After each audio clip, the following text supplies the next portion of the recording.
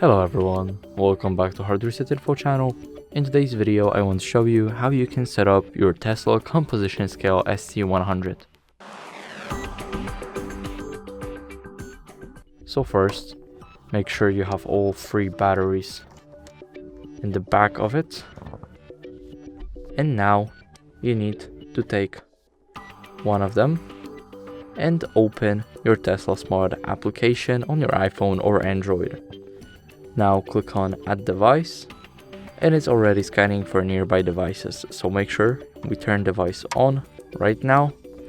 And when we flip it again and we see our Bluetooth icon blinking, that means we can add it here. As you can see, Tesla Smart Composition Scale. Now it says added successfully. Now click done, and here is everything you need to know on how to set up the Tesla Smart Composition Scale. Thank you guys for watching. Make sure to leave a like, subscribe, and follow for more tutorials.